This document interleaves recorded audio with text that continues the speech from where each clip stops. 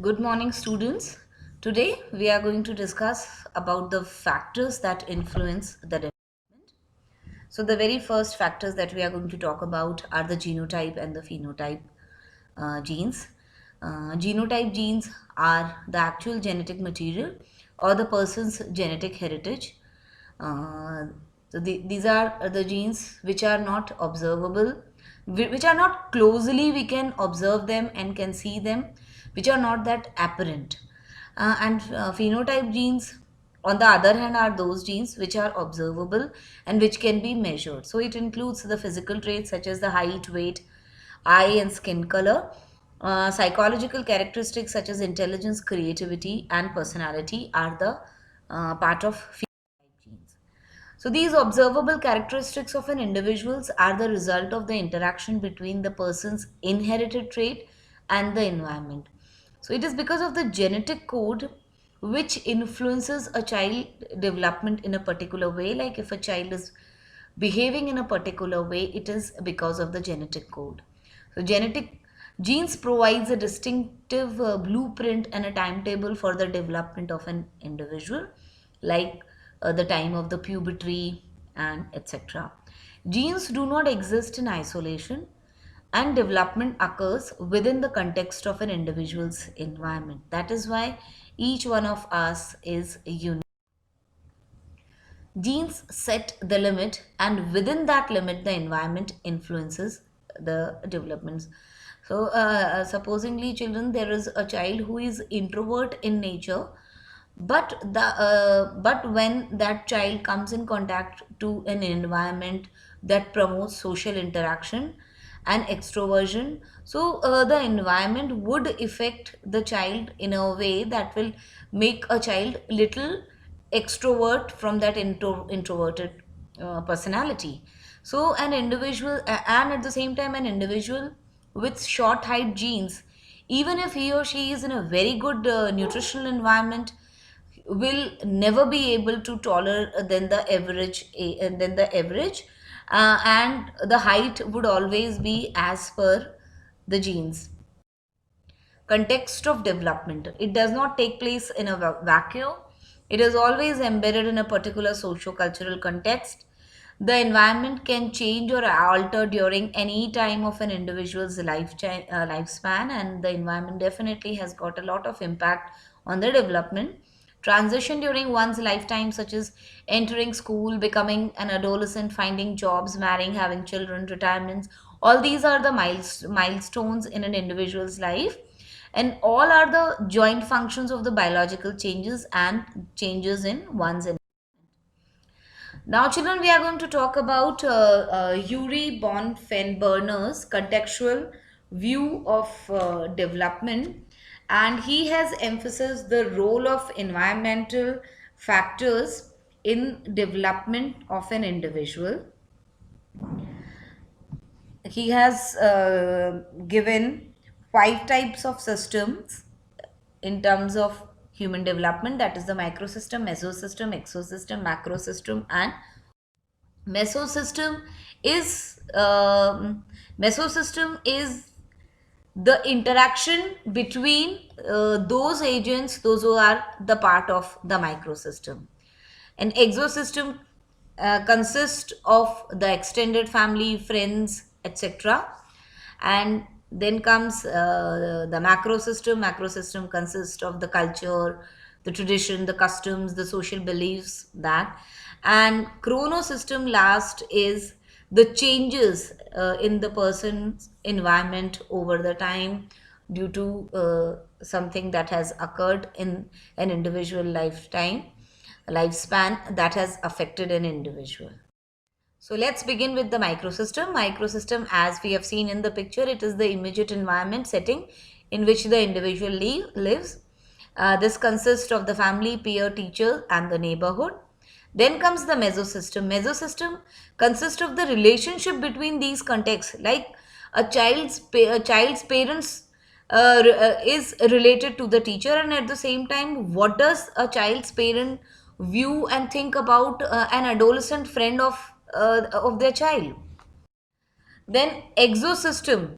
Exosystem includes the events in the social setting where the child does not participate directly, but the influence of the child experiences in the immediate context. Example, like the transfer of father or mother may cause the tension among the parent, which might affect their interaction within the child. The general amenities available to the child, like the quality of the schooling, library, medical care, means of entertainments, etc. Then comes the macro system. Macro system includes the culture in which the individual lives. The culture includes the ideologies, beliefs, attitudes, and the tradition which are the part of the culture. Then comes the chrono system. Chrono system involves the events in an individual's life course and the socio-historical circumstances of the time. Example, separation of the parents or the parents' economic setback and the effect on the child. At the same time, the social historical circumstances also, like the partition of India or such big historical events. Bonfen-Burner's view is that the child's development is significantly affected by the complex world that involves, that envelopes, that is around him or her. The children in improvised environments have unstimulating environment devoid of books, magazines, toys, etc. Lack experiences such as visit to the library, museum, zoo, etc. Have parents who are ineffective as role models. Live in overcrowded and noisy surroundings. So, as a result of these conditions, children are at a disadvantage and have difficulty in learning. After Yuri Bonfenberner, an Indian psychologist, that is Durgadas Sinha, in 1977 gave his ecological model of development, and to understand the development of the children in Indian context. So the ecology of the child would be viewed in terms of two concentrating layers, the upper and the most visible layer, and second is the second is the surrounding layer. So the upper layer consists of home, school, peer group, and so on. uh, it is again very similar to Bonfen-Burner's mesosystem. This consists of the school, peer group, etc. So the factors that influence development of the child in a visible upper layer are, what are the factors that influence in this layer are the home overcrowding, space available for each member, toys, technological devices used, etc. Nature and the quality of the schooling facilities to which the child is exposed to, and the nature of the interaction and the activities undertaken within peer group from childhood onwards. So it basically in it consists of the environment around the child, the quality of the schooling. This means in which school the child is studying, in locality the child is staying, and what sort of peer group with that the child is conversing with that.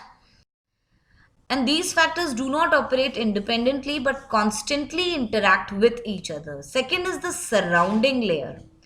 Surrounding layer of the child's ecology constantly influence the upper layer factors. The influences are not clearly visible, but the surrounding layers constantly affect the concentric layer.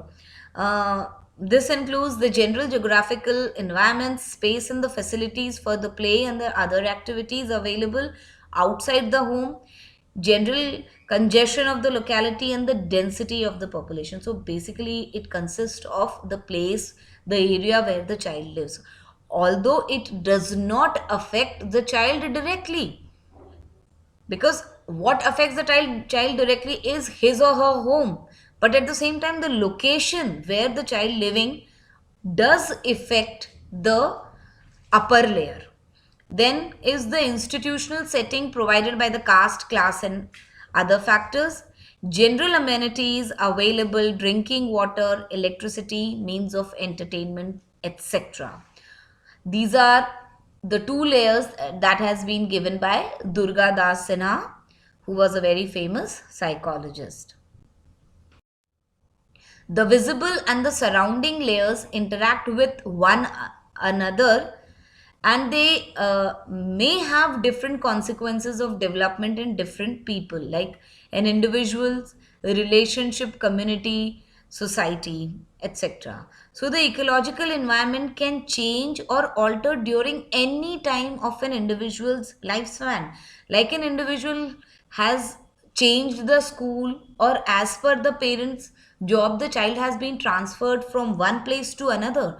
So definitely the change of place, on sometimes the parents leave for overseas and the child also goes along with them. So the impact of the environment in which the child lives does has a greater impact in the development of the child. Thank you, children. I hope the lesson and the topic is clear with you. Thank you and have a great day.